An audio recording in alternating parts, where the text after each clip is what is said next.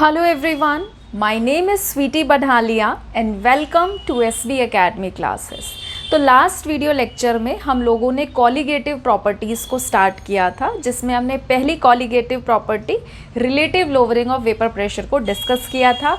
साथ ही उसके कुछ हमने NCERT न्यूमेरिकल्स देखे थे।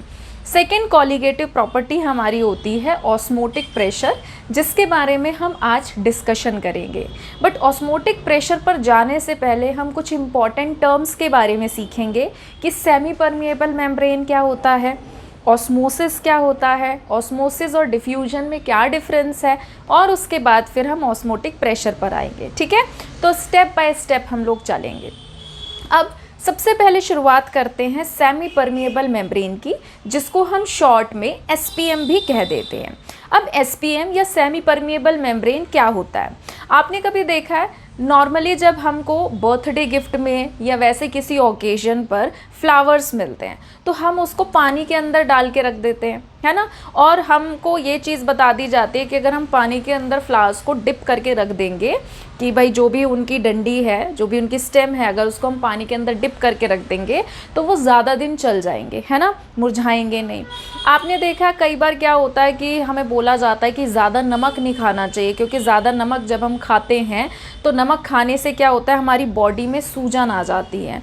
कई बार क्या होता है, आप नोटिस भी करना या कभी आपने कहीं पे पढ़ा भी होगा, देखा भी होगा कि अगर हम ब्लड सेल्स को सॉल्ट सोल्यूशन में रख दें तो जो सेल्स होते हैं वो रप्चर हो जाते हैं। ठीक है, तो बेसिकली ये क्या हो रहा है, यहाँ पे जिस भी चीज़ के बारे में हम बात कर रहे हैं उसमें एक मेम्ब्रेन रोल प्ले कर रही होती है। प्रोसेस जो हो रहा है उस पर भी हम आएंगे कि क्या प्रोसेस हो रहा है, बट जो भी प्रोसेस वो हो रहा होता है वो एक मेम्ब्रेन के थ्रू हो रहा होता है, एक झिल्ली के थ्रू हो रहा होता है। तो उसी मेम्ब्रेन को हम लोग SPM कहते हैं, जहाँ से सॉल्वेंट पार्टिकल्स आ जा सकते हैं। ठीक है, चैप्टर के शुरुआत में मैंने आपको बताया था कि क्योंकि देखिए चैप्टर का नाम ही सॉल्यूशन है, तो सॉल्यूशन दो चीज़ों से मिलकर बनता है, सॉल्यूट और सॉल्वेंट। आपको ये चीज़ याद रखनी पड़ेगी कि सॉल्यूट का साइज़ बड़ा होता है और सॉल्वेंट का साइज़ जो है पार्टिकल का वो छोटा होता है।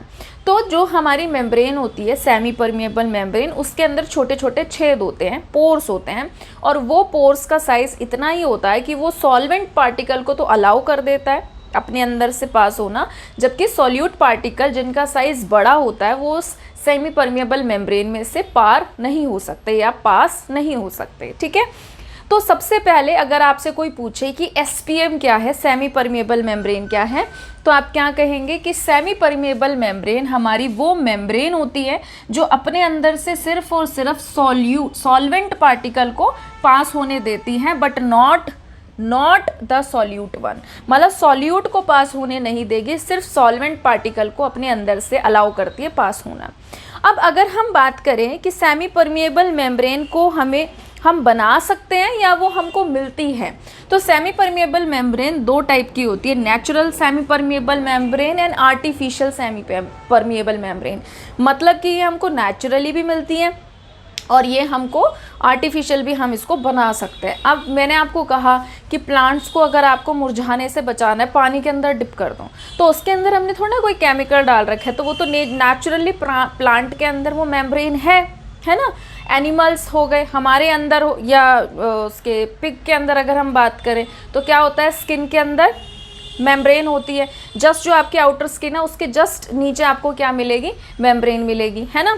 तो अब देखिए क्या है, नेचुरल सेमी परमिएबल मेम्ब्रेन क्या होती है, ऐसी मेम्ब्रेन जो कि एनिमल्स में और vegetable membrane are found, such as animal and vegetable membranes are found just under the outer skin of the animal and plant। Plant या एनिमल के जस्ट आउटर स्किन के नीचे हमको सेमी परमिएबल मेम्ब्रेन मिलती हैं, जिसका सबसे फेमस एग्जाम्पल है पिग्स ब्लैडर। ठीक है, ये कई बार पेपर में आ भी जाता है, ऑप्शंस दे देंगे आजकल तो आपके पेपर में MCQ भी आते हैं, तो पिग्स ब्लैडर करके पूछ सकते हैं कि मतलब बहुत कम चांसेस हैं बट स्टिल पूछा जा सकता है। अगर आप के दिन अच्छे चल रहे हो, इतने इजी क्वेश्चंस अगर आपसे पूछे तो पूछा जा सकता है कि पिग ब्लैडर क्या है, तो आप बता सकते हैं कि वो सेमी परमिएबल का मेम्ब्रेन करता है, और सेमी परमिएबल मेम्ब्रेन में भी नेचुरल सेमी परमिएबल मेम्ब्रेन है। फिर है आर्टिफिशियल, नाम से पता चल रहा है सिंथेटिकली हम इसको बनाते हैं। इसके एग्जांपल्स हैं parchment paper, cellophane, certain freshly precipitated inorganic substances such as copper ferrocyanide। इसको मेरी तरफ से आप इम्पॉर्टेंट मार्क कर लेना, ठीक है। ऑप्शंस दे देंगे और कहेंगे इसमें आर्टिफिशियल सेमी परमेबल मेम्ब्रेन क्या है, और चारों ऑप्शंस ऐसे होंगे जो किसी ना किसी चीज़ के केमिकल फॉर्मूले होंगे, ठीक है। तो ये आ सकता है। पिग्स ब्लैडर तो सबको पता होता है कि भाई ये हमारा नेचुरल एसपीएम है। ऐसे नामों में आपको कन्फ्यूजन हो सकती है। तो कॉपर फेरोसाइनाइड जो है वो क्या होता है, artificial semi permeable membrane. Silicates of iron हो गया, कोबाल्ट हो गया, निकल हो गया, तो ये सब आर्टिफिशियल एसपीएम के एग्जाम्पल्स हैं, ठीक है। तो एक बार आप वीडियो को पॉज करके इसको नोट करिए, फिर हम लोग आगे बढ़ते हैं। चलिए आगे बढ़ते हैं। आप देख सकते हैं बोर्ड पे एक्चुअली में क्या हुआ, मैंने इसको रिकॉर्ड भी किया और मैंने जाके चेक किया तो वो आवाज़ ही जो थी वो रिकॉर्ड नहीं हुई। तो ऐसी चीज़ें मेरे साथ बहुत होती हैं और मेरा तो एकदम से ना एनर्जी ऐसे डाउन हो जाती है, एक ही चीज़ को दोबारा रिपीट करना पड़ता है और ये कई बार होता है। चलो अब तक हमने क्या क्या देख लिया। अब तक हमने ये देखा कि भाई हम अगर बात करें सेमी परमेबल मेम्ब्रेन की, तो सेमी परमेबल मेम्ब्रेन क्या होती है।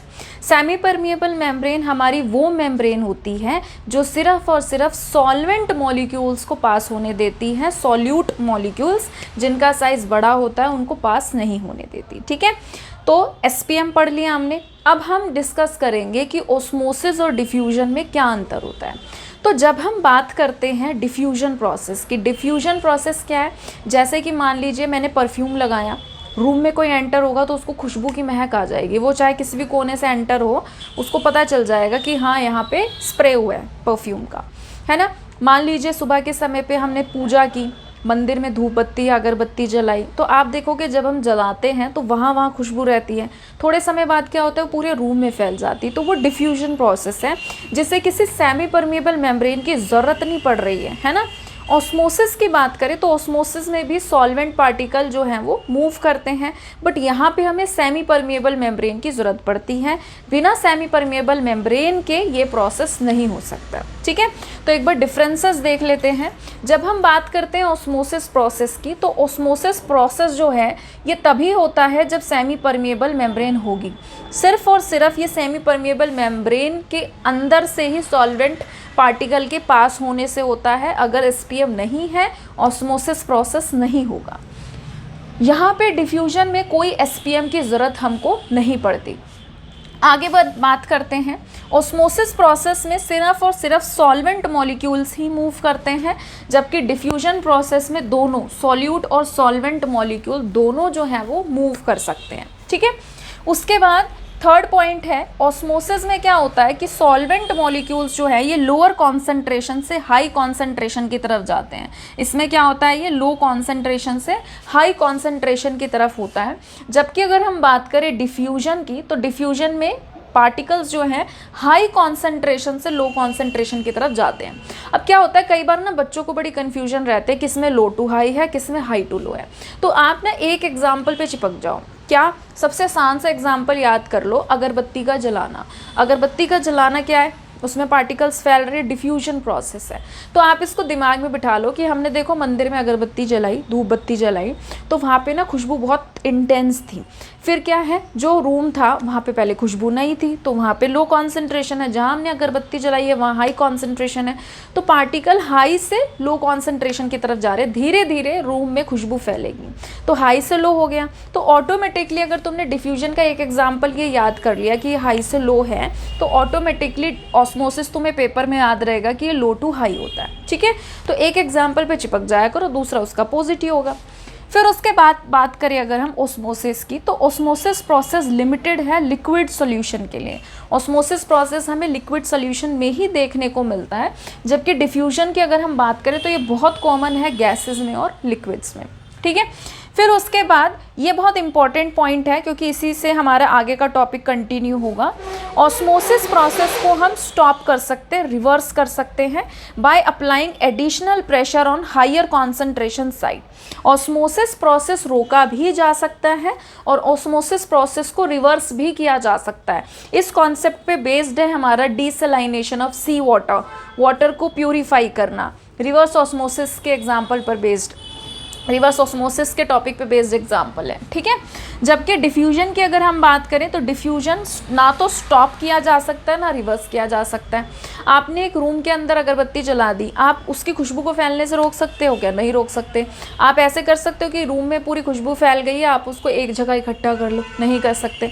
तो डिफ्यूजन प्रोसेस ना तो स्टॉप किया जा सकता है ना ही रिवर्स किया जा सकता है, जबकि ऑस्मोसिस प्रोसेस जो है वो स्टॉप भी किया जा सकता है और रिवर्स भी किया जा सकता है, ठीक है। तो एक बार और हम लोग रिवाइज कर लेते हैं, कोशिश करना साथ साथ याद भी करते चलो। ऑस्मोसिस में सेमी परमिएबल मेम्ब्रेन की ज़रूरत होती है, डिफ्यूजन में कोई सेमी परमिएबल मेम्ब्रेन नहीं चाहिए। अगरबत्ती की खुशबू को फैलने के लिए या कोई चीज़ चलाई उसके धुएं को फैलने के लिए कोई मेम्ब्रेन चाहिए? अपने आप फैल जाएगा बिना मेम्ब्रेन के। ऑस्मोसिस में से सॉल्वेंट मॉलिक्यूल मूव कर सकते हैं, डिफ्यूजन में सॉल्यूट और सॉल्वेंट मॉलिक्यूल दोनों मूव कर सकते हैं। फिर उसके बाद ऑस्मोसिस की बात करें तो लो कॉन्सेंट्रेशन से हाई कॉन्सेंट्रेशन है, जबकि डिफ्यूजन क्या है? हाई से लो। अगरबत्ती जहाँ जलाओगे वहाँ से वहाँ फैलेगी जहाँ पे खुशबू नहीं है, ठीक है। फिर उसके बाद ऑस्मोसिस जो है ये सिर्फ और सिर्फ लिक्विड सोल्यूशन में देखने को मिलता है, जबकि diffusion is very common for gases and for solutions, liquids. Osmosis को हम स्टॉप भी कर सकते हैं, रिवर्स भी कर सकते हैं, जबकि डिफ्यूजन प्रोसेस को ना तो हम स्टॉप कर सकते हैं और ना ही हम रिवर्स कर सकते हैं, ठीक है। तो दोनों आसान से टॉपिक थे। एक बार वीडियो को पॉज करके इसे नोट करिए प्लीज़, ठीक है। चलिए आगे बढ़ते हैं। अगर हम बात करें ऑस्मोसिस की, तो ऑस्मोसिस वर्ड जो है ये एक ग्रीक भाषा का शब्द है जिसका मतलब होता है पुश करना, ठीक है। ग्रीक भाषा का वर्ड है जिसका मतलब क्या होता है? पुश करना, ठीक है। अब अगर हम बात करें ऑस्मोसिस प्रोसेस की, तो ऑस्मोसिस प्रोसेस को हम दो पार्ट में कैटेगराइज कर सकते हैं। एक होता है एक्सोऑस्मोसिस और एक होता है एंडोऑस्मोसिस। अब देखिए क्या है, जो हमारा एक्सो है, एक्सो का मतलब होता है बाहर, एक्सो का मतलब क्या होता है? बाहर। और एंडो का मतलब क्या होता है? अंदर। एंडो का मतलब क्या होता है? अंदर, ठीक है। अब when the membrane permits, permit का मतलब अलाउ करना, when the membrane allows the solvent molecules to come out, when the membrane allows the solvent molecule to come out through the membrane, it is called exosmosis. When the membrane allows the solvent molecule to enter inside, it is called endoosmosis. अब इसको ना एक example से समझते हैं। देखो, दो eggs ले लो, ठीक है, दो एग्स ले लो और उनको ना HCl सॉल्यूशन में डिप कर दो। तो HCl सॉल्यूशन में क्या होगा? उनकी जो आउटर लेयर है या आउटर कवर है वो डिज़ोल्व हो जाएगा। फिर उन एग्स को दो बीकर में डाल दो।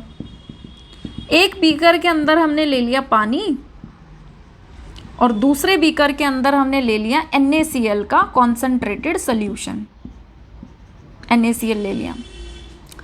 यहाँ पे पानी के अंदर जो मैंने एग डाला है, आपको क्या दिखाई देगा कि थोड़े समय बाद वो एग जो है वो फूल रहा है, स्वेल अप हो रहा है, एग स्वेल्स अप। और दूसरे केस में आपको क्या दिखाई दे रहा है कि जिसके अंदर हमने एग लिया है NaCl के अंदर, वो सिकुड़ रहा है, श्रिंक कर रहा है,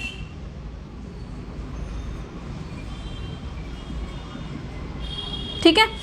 अगर आप वेजिटेरियन हो तो आप इसे ग्रेप्स या वो होते हैं हमारे, क्या हो गया, अरे किशमिश, किशमिश के एग्जाम्पल से आप इसको समझ सकते हो। किशमिश ले लो, एक जगह किशमिश को पानी में डिप कर दो, एक जगह उसको NaCl के सोल्यूशन में डिप कर दो। आप क्या देखोगे कि जिसके अंदर पानी है, ठीक है, जिसको आपने पानी में डिप किया है, अब अंदर क्या है? अंदर है हाई कॉन्सेंट्रेशन पानी। अगर हम पानी से बात करें तो पानी तो सॉल्वेंट है ना, प्योर, पानी में तो कोई सोल्यूट नहीं है।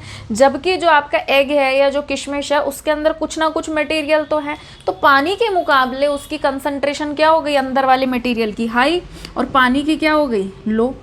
तो मैंने आपको क्या बताया, ऑस्मोसिस प्रोसेस में क्या होता है? लो कॉन्सेंट्रेशन से कहाँ जाते हैं हम? हाई कॉन्सेंट्रेशन में जाते हैं।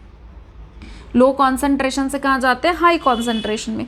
तो लो से जब पार्टिकल हाई में जाएंगे, पानी जब अंदर पेनिट्रेट करेगा तो जाहिर सी बात है वो किशमिश हो गया या एग हो गया वो फूलेगा। तो बाहर से जब अंदर जा रहा है समझ में आया? बाहर से जब अंदर जा रहा है तो वो क्या हो गया, मैंने क्या बताया, जब मेम्ब्रेन अलाउ करती है सॉल्वेंट पार्टिकल को टू एंटर इनसाइड तो वो क्या हो जाता है, एंडोस्मोसिस। तो ये फूलना आपका किसका एग्जाम्पल हो गया, एंडो का। अब बात करते हैं इस एग की। अब हमने एग लिया है और एग को हमने NaCl के सोल्यूशन में डिप कर दिया। एग के अंदर या किशमिश के अंदर कुछ है मटेरियल, पर बाहर वाले की कंसंट्रेशन अंदर वाले के मुकाबले ज़्यादा हो गई। कंपैरिजन कर रहे हैं तो बाहर वाले की कंसंट्रेशन ज़्यादा हो गई, अंदर वाले की कम हो गई। तो अब लो से हाई जाएगा तो अंदर के जो सॉल्वेंट पार्टिकल्स हैं वो बाहर आएंगे। जब वो बाहर आएंगे तो अंदर से पार्टिकल जब बाहर जा रहे, एक्सो क्या बोला था, कम आउट, एक्सो का एग्जाम्पल है। और अंदर वाला मटेरियल जब बाहर आ रहा है तो जो आपका एग है या जो किशमिश है वो श्रिंक करेगी या नहीं करेगी, ग्रेप्स श्रिंक करेंगे कि नहीं करेंगे, बिल्कुल करेंगे। ठीक है, समझ में आया? तो इस तरीके से सॉल्वेंट पार्टिकल अंदर भी जा सकते हैं, बाहर भी आ सकते हैं। तो आपको ध्यान रखना है कि जो हमारा ऑस्मोसिस प्रोसेस है वो दो तरीके से पढ़ा जा सकता है, एक्सोस्मोसिस भी, एंडोस्मोसिस भी। ठीक है, अच्छा, जो मैंने एक्सोस्मोसिस लिखा है, एक्सोस्मोसिस को हम ऐसे भी लिख सकते हैं, एक्सोस्मोसिस। ठीक है, जो मैंने एंडोस्मोसिस लिखा है इसको हम ऐसे भी लिख सकते हैं, एंडो फिर हाइफन ओस्मोसिस। ठीक है, तो किसी से अगर ये शब्द ना बोले जाए तो आप इसकी जगह एक्सोस्मोसिस और एंडोस्मोसिस भी बोल सकते हो और लिख सकते हो। ठीक है, वीडियो को पॉज करके इसे नोट करिए। ठीक है, चलिए फाइनली हम लोग अब स्टार्ट करने वाले हैं ऑस्मोटिक प्रेशर, जो कि आपकी सेकंड कॉलिगेटिव प्रॉपर्टी होती है। अब क्योंकि आपने एसपीएम पढ़ लिया, आपने ऑस्मोसिस प्रोसेस के बारे में जानकारी ले ली, तो आपके लिए ऑस्मोटिक प्रेशर समझना बाएं हाथ का खेल है। ठीक है, तो बहुत आसान सा टॉपिक होता है, इसको हम समझ लेते हैं। देखिए, मान लीजिए हमने एक कंटेनर ले लिया और उसमें हमने एसपीएम लगा दी। ये है ना, मैं इसको अलग कलर लाइन से दिखा देती हूँ। ये जो है, this is R SPM, semi permeable membrane. ठीक है, ये क्या है, एसपीएम है। और हमने इसको एसपीएम से सेपरेट कर दिया, कंटेनर को या वेसल को। एक जगह हमने सॉल्यूशन भर दिया। अब आपको पता है कि सॉल्यूशन ना दो चीज़ों से मिलके बनता है, किससे, सॉल्यूट से, और किससे, सॉल्वेंट से। ठीक है, और यहाँ पे क्या है, सिर्फ और सिर्फ सॉल्वेंट के पार्टिकल हैं। तो मैंने आपको बताया था जो हमारी एसपीएम होती है इसमें पोर्स होते हैं, छोटे छोटे छेद होते हैं। और अगर हम बात करें सॉल्यूट और सॉल्वेंट की, तो सॉल्यूट का साइज़ बड़ा होता है पार्टिकल का और सॉल्वेंट के पार्टिकल का साइज़ छोटा होता है। तो आपको ये बात पता है कि भाई सॉल्वेंट यहाँ पे क्या है, प्योर सॉल्वेंट, तो जाहिर सी बात है यहाँ पे क्या है, लो कॉन्सेंट्रेशन। यहाँ पे सॉल्यूट है तो यहाँ पे क्या है, हाई कॉन्सेंट्रेशन। तो अगर हम बात करें ऑस्मोसिस प्रोसेस की, तो ऑस्मोसिस प्रोसेस क्या होता है, लो कॉन्सेंट्रेशन से हाई कॉन्सेंट्रेशन की तरफ, है ना। तो यहाँ से सॉल्वेंट के पार्टिकल यहाँ पर आ रहे हैं। अब बच्चों के दिमाग में आएगा कि मैम यहाँ पे भी तो सॉल्वेंट के पार्टिकल हैं। भाई जो मेम्ब्रेन है वो तो सॉल्वेंट के पार्टिकल को आर पार जाना अलाउ करती है ना। तो जब यहाँ से सॉल्वेंट के पार्टिकल लो से हाई में जा रहे हैं तो क्या हाई से लो में नहीं आ सकते? तो आंसर है बिल्कुल आ सकते हैं, यहाँ पे बिल्कुल आ सकते हैं। बट एक्चुअल में क्या होता है कि ये सॉल्यूट सॉल्वेंट के साथ इंटरेक्ट करके बैठा है, बाइंड करके बैठा है, सोल्यूशन बना रहा है, और हाई कॉन्सेंट्रेशन भी है। हाई कॉन्सेंट्रेशन में क्या होता है, पार्टिकल के बीच का जो अट्रैक्शन होता है वो बहुत ज़्यादा होता है, तो अट्रैक्शन हाई है। तो कहने का मतलब ये है कि यहाँ से, ऐसे ही बोल रही हूँ मैं हाइपोथेटिकली, कि यहाँ से अगर 10 पार्टिकल जा रहे हैं, ठीक है, यहाँ से अगर 10 पार्टिकल जा रहे हैं तो हो सकता है यहाँ से सिर्फ 4 जा रहे हों। तो अगर आप नेट देखो तो 10 यहाँ गए, 4 यहाँ आ गए, तो अभी भी 6 तो यही है ना जो वहाँ से यहाँ आ रहे हैं। तो जो नेट फ्लो होता है वो लो कॉन्सेंट्रेशन से क्या होता है, हाई कॉन्सेंट्रेशन की तरफ, पहली बात। ठीक है, ऐसा नहीं है कि यहाँ से पार्टिकल वहाँ नहीं जा रहे हैं, बट जाने का जो रेशो है वो काफ़ी कम है। ठीक है, वहाँ से लो से ज़्यादा आ रहे होते हैं, हाई से उधर कम जा रहे होते हैं। तो जो नेट है वो अभी भी लो से हाई की तरफ ही जा रहा है। समझ में आया? जैसे कि मान लीजिए यहाँ से 20 पार्टिकल इधर आए हैं, तो हो सकता है वहाँ से सिर्फ यहाँ से 5 ही जा रहे हो, तो अभी भी 15 तो वहाँ से यहीं आ रहे हैं ना। समझ में आया? तो ये ऑस्मोसिस प्रोसेस हो रहा है। अब ध्यान से सुनिए, ऑस्मोसिस प्रोसेस हो रहा है, लो कॉन्सेंट्रेशन से सॉल्वेंट के पार्टिकल कहाँ आ रहे हैं, सॉल्यूशन की तरफ आ रहे हैं, हाई कॉन्सेंट्रेशन की तरफ आ रहे हैं। अगर मैं यहाँ पर प्रेशर लगा दूँ, अगर मैं यहाँ पर प्रेशर लगाना स्टार्ट करूँ और इतना प्रेशर लगा दूँ, इतना प्रेशर लगा दूँ कि इन सॉल्वेंट के पार्टिकल की यहाँ पे एंट्री बंद हो जाए, समझ में आया? सॉल्वेंट का पार्टिकल यहाँ से यहाँ आना, लो से हाई आना, इस प्रोसेस को ओस्मोसिस कहते हैं। अगर मैं इतना प्रेशर लगा दूँ कि ओस्मोसिस प्रोसेस रुक जाए, आसान भाषा में इतना प्रेशर लगा दूँ कि ओस्मोसिस प्रोसेस रुक जाए, मतलब कि सॉल्वेंट के पार्टिकल की एंट्री स्टॉप हो जाए, उस अप्लाइड प्रेशर को हम नाम दे देते हैं ओस्मोटिक प्रेशर। आई थिंक आपको एक ही बार में समझ में आ गया होगा, कितनी आसान सी बात है। अब डेफिनेशन देखो, कह रहे हैं मिनिमम, वो मिनिमम एक्सेस प्रेशर जो आप लगा रहे हो has to be applied on the solution to prevent, prevent मतलब बचाना, to prevent the entry of the solvent into the solution through the semi permeable membrane is called osmotic pressure. आप उतना pressure लगा दो सॉल्यूशन की side पे कि जो आपके सॉल्वेंट के पार्टिकल हैं लो कॉन्सेंट्रेशन से जो हाई कॉन्सेंट्रेशन की तरफ आ रहे हैं, अगर उनकी एंट्री स्टॉप हो जाए, यानी कि आसान भाषा में ओस्मोसिस प्रोसेस अगर स्टॉप हो जाए, तो उस अप्लाइड प्रेशर को हम क्या कहेंगे? Osmotic pressure. समझ में आ गया? अब दूसरा मैं आपको यहाँ पे बता देती हूँ, एक एग्जाम्पल भी हम लोग डिस्कस कर लेंगे, रिवर्स ओस्मोसिस। अब तुम इतने इंटेलिजेंट हो, इतने स्मार्ट हो कि तुम समझ गए होंगे रिवर्स ओस्मोसिस क्या है। रिवर्स का मतलब उल्टा, ओस्मोसिस मतलब लो से हाई जाते थे हम, है ना, तो रिवर्स ओस्मोसिस मतलब कि उल्टा होगा, हाई से लो में जाएगा। अब आपने इतना प्रेशर तो लगा दिया ओस्मोटिक प्रेशर की ओस्मोसिस रुक गया। अब अगर आप प्रेशर जो है वो ओस्मोटिक से भी ज़्यादा लगा दो, अब आपने प्रेशर पहले कौन सा लगाया? ओस्मोसिस प्रोसेस को रोकने के लिए, वो ओस्मोटिक प्रेशर कह रहा है। अब आप प्रेशर ओस्मोटिक से भी अगर ज़्यादा लगाने लग जाओगे तो यहाँ के सॉल्वेंट पार्टिकल फोर्सफुली यहाँ जाने लगेंगे। अब ओस्मोसिस प्रोसेस तो लो से हाई था, बट हमने इतना ज़्यादा प्रेशर लगा दिया कि अब यहाँ के सॉल्वेंट पार्टिकल हाई से लो में जा रहे हैं, उल्टा हो रहा है, तो उस प्रोसेस को हम क्या कह देते हैं? Reverse osmosis. समझ में आया? इसका भी हम एक एग्जाम्पल भी देख लेंगे रिवर्स ओस्मोसिस का। तो एक बार आप वीडियो को पॉज करके इसे नोट कर लीजिए,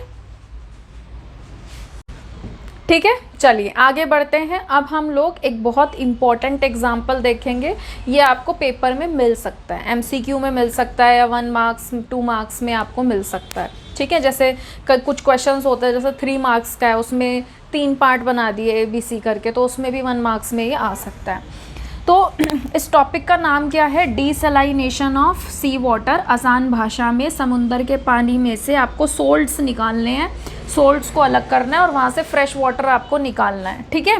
तो डीसैलिनेशन ऑफ सी वाटर जो है आपका, ये रिवर्स ओस्मोसिस का एग्जाम्पल होता है। किसका एग्जाम्पल होता है? रिवर्स ओस्मोसिस का।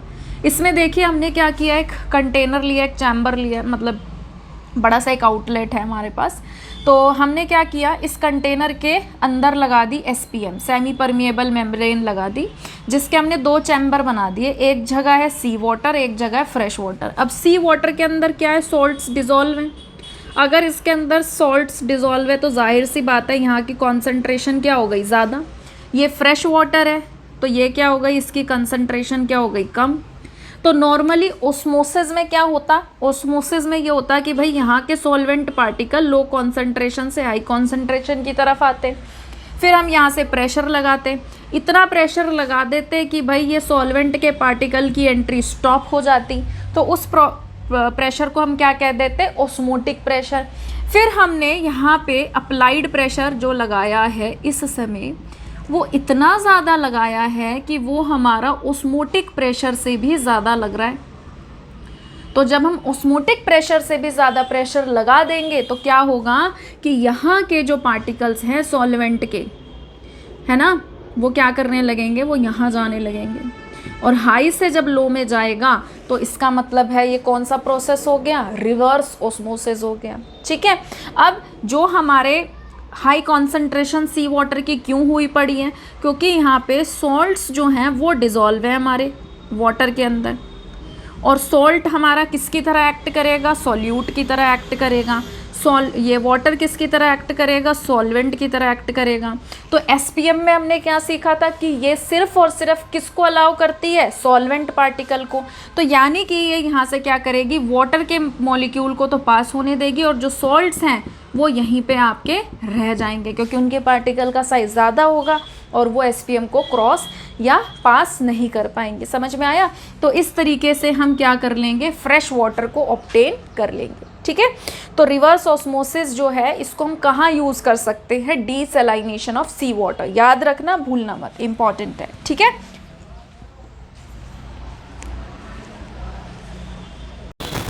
ठीक है, चलिए आगे बढ़ते हैं। अब हम इसकी मैथमेटिकल एक्सप्रेशन और देख लेते हैं।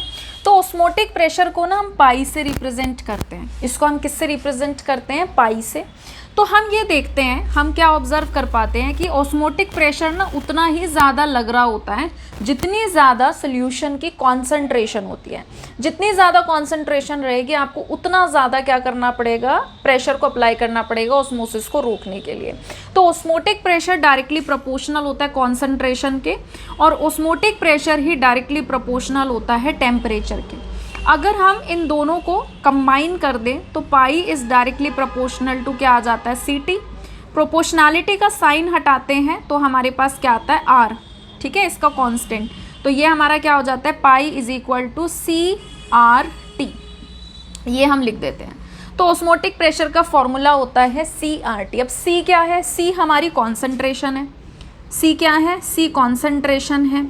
आर जो है हमारा, ये क्या होता है, ये हमारा सोल्यूशन का ही कांस्टेंट आता है, बट इसकी वैल्यू जो है वो गैस कांस्टेंट के बराबर मानी जाती है। तो यहाँ पर हम इसकी जो वैल्यूज़ रहेंगे वो गैस कांस्टेंट के बराबर ही रहेंगे, तो मैंने गैस कांस्टेंट ही लिख दिया। टी हमारा टेम्परेचर है। अब कॉन्सेंट्रेशन क्या होता है, कॉन्सेंट्रेशन का मतलब होता है मोल्स बाय वॉल्यूम। तो हम कॉन्सेंट्रेशन की जगह मोल्स बाय वॉल्यूम भी रख सकते हैं। तो pi is equal to N by V R T. ठीक है। अब अगर तुम नोटिस करो तो तुम यहाँ पे क्या नोटिस कर पा रहे हो, पाई क्या है, पाई ऑस्मोटिक प्रेशर है, ऑस्मोटिक प्रेशर। वी को यहाँ ले आओ और ये एन आर टी, तो आपको दिख रहा है ये आइडियल गैस इक्वेशन ही बन गई। बस हमने क्या किया है, पी की जगह को पी की जगह पे पाई रख रखा है। ठीक है। तो वी को यहाँ ले आइए, pi V is equal to N R T. ये मैंने आपको क्यों बताया है पता है, ये मैंने आपको इसलिए बताया है कि अगर बाई चांस पेपर में फॉर्मूला भूल जाओ तो P V is equal to N R T लिख लेना और पी की जगह लिख देना पाई, कि भाई हम यहाँ पे प्रेशर में पी के सिंबल की जगह पाई लिखते हैं, तो वो भी प्रेशर ही, तो वो आपको फिर यहाँ से याद आ जाएगा। ठीक है, समझ में आया। तो ये आपका क्या है, ऑस्मोटिक प्रेशर, ये वॉल्यूम है, ये आपके क्या हो जाएंगे, मोल्स हो जाएंगे। आर की वैल्यू आपको क्वेश्चन में देख के डिसाइड करनी पड़ेगी कि आप क्या लोगे, और टी आपका क्या रहेगा, टेम्परेचर। ठीक है। तो वीडियो को पॉज करके इसे नोट करिए प्लीज़। ठीक है, एक क्वेश्चन देख लेते हैं। अब ये जो क्वेश्चन है ये एनसीईआरटी है, तो जाहिर सी बात है ये आपके लिए क्या रहेगा, ये आपके लिए बहुत ज़्यादा इम्पॉर्टेंट रहेगा। ठीक है। क्वेश्चन में देखिए क्या कहा है, 200 सेंटीमीटर क्यूब। देखिए बेटा, अगर अभी भी किसी बच्चे को नहीं पता है तो प्लीज़ आप ये याद रखिए, जब डेसीमीटर क्यूब दिया होता है इसका मतलब 1 लीटर होता है, और जब सेंटीमीटर क्यूब दिया होता है इसका मतलब क्या होता है, ml। तो अगर आपसे कहा है 200 सेंटीमीटर क्यूब, तो आसान भाषा में इन्होंने जो आपको वॉल्यूम दे दिया है, सेंटीमीटर क्यूब किसके बराबर होता है, ml के, तो यानी कि 200 ml इन्होंने आपको वॉल्यूम दे दिया है। तो कह रहे हैं 200 ml जो है हमारे पास एक्वस सोल्यूशन है किसी प्रोटीन का, जिसके अंदर प्रोटीन इतने ग्राम है। तो यानी कि जो मास है, अमाउंट है, अमाउंट ऑफ प्रोटीन या मास ऑफ प्रोटीन, वो हमको इन्होंने कितना दे दिया है, वो इन्होंने दे दिया है 1.26 ग्राम।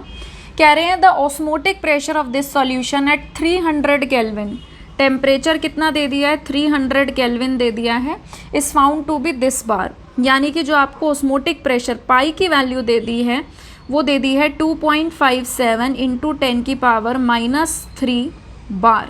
Calculate the molar mass of the protein. अब मैंने आपको क्या कहा था, आर की वैल्यू जो है वो क्वेश्चन के हिसाब से हम देखते हैं कि हमें क्या लेनी पड़ेगी। तो आर की वैल्यू 0.083 होती है। ठीक है, किसके हिसाब से, यहाँ पे आपका रहेगा जो टेम्परेचर रहेगा वो रहेगा पर केल्विन पर मोल। ठीक है। और जो आपका वॉल्यूम रहेगा वो इसमें होता है लीटर, और प्रेशर जो है वो आपका होता है बार में। तो लीटर और बार कहाँ गया, बार में दिया है ना ये। टेम्परेचर अगर बार में दिया है तो वॉल्यूम हमको किस में लेनी पड़ेगी, लीटर में, तभी हम आर की वैल्यू ये ले सकते हैं।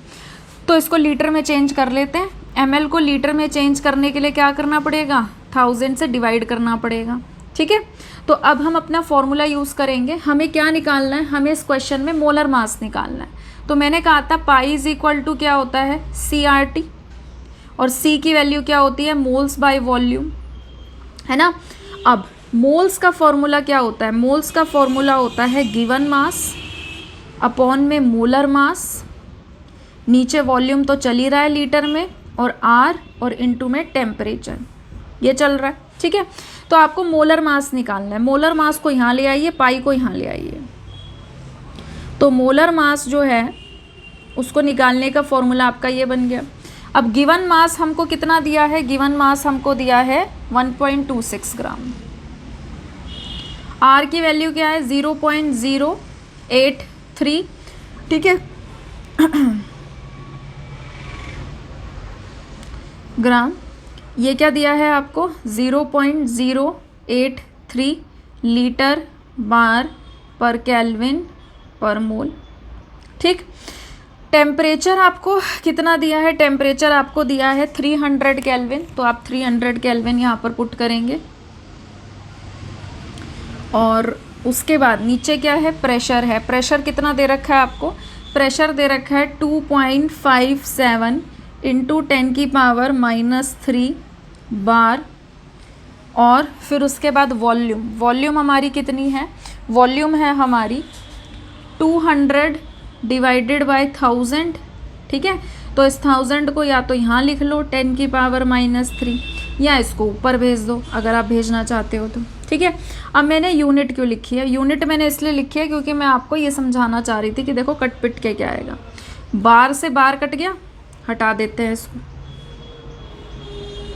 लीटर से लीटर कट गया, ठीक है। केल्विन से केल्विन इनवर्स कट गया, तो आपका क्या आएगा, ग्राम पर मोल आएगी यूनिट, ठीक है। अब पॉइंट हटाओ, पॉइंट के बाद 2 डिजिट्स हैं, पॉइंट के बाद 2 डिजिट्स हैं, हट गया। तो ये आ गया 126 डिवाइड बाय 257। फिर उसके बाद क्या है, इस 10 की पावर -3 को ऊपर भेजो, 10 की पावर क्या हो जाएगी, +3 हो जाएगी, है ना। और आप इसको भी ऊपर भेज सकते हो, तो ये कितना हो गया, 6 हो गया। 2 0 से आपने 2 0 काट दी, ठीक है। तो ये कितना हो गया, इस पॉइंट को हटा दो, कितना आ गया, 3 0 आ गई। तो ये कितना हो गया, ऊपर हो गया 83, और 3 0 से 3 0 कट गई। अब ये कितना आ गया, 3 इंटू में 10 की पावर 3, और नीचे कितना आ गया आपका, नीचे आ गया 2, ठीक है। 2 से आप इसको काट सकते हैं, 2 6 12, 2 3 6, तो कितना आ गया, 63 इंटू 83 इंटू 3 इंटू में 10 की पावर 3 डिवाइडेड बाय 257। जल्दी से इसको कैलकुलेट करके देख लो कितना आ रहा है, खुद से करिए कैलकुलेशन। 3 तिया 9, 6 दूनी 12, 6 तिया 18, 8 दूनी 16, 8 तिया 24, 8 पंजे 40, 8 6 48, और 2 कितना हो गया, 50, 12, तो ये हो गया। फिर इसको 3 से भी मल्टीप्लाई कर देंगे, 9 दूनी 18, 9 तिया 27, 3 दूनी 6 और 7 8, 3 दूनी 6, 5 तिया 15। तो ये हमारा कितना आ गया, 15687 डिवाइड बाई 257 इंटू में 10 की पावर 3। डिवाइड करिए इसको 257 से, देखिए कितना आ रहा है। तो ये जाएगा 3 पे शायद, 257 इंटू में 3, 21, 5 तिया 15 और 2 17, 3 7, नहीं ज़्यादा पे जाएगा ये तो, 8 पे देखते हैं करके। 57 इंटू में 6 पे देखते हैं, 7 पंजे 35, 7 6 42, 5 6 30 और 4 34, 12 15, हाँ 6 पे आ रहा है ये, 1542 माइनस करेंगे, 8 में से 2 गया 6, 6 में से 4 गया 2, इसको उतार लो 7, तो ये 1 पे चला जाएगा।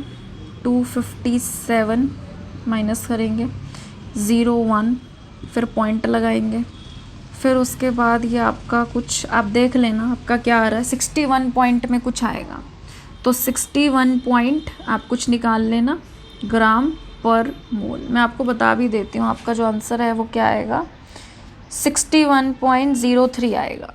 61.03, ये 100 आया था नीचे मेरा, तो कट नहीं रहा है, एक और ज़ीरो लेंगे, फिर यहाँ लगाएंगे, फिर उसके बाद 3 पे देखेंगे, तो 3 पे कितना आया था 771, तो ऐसे करके।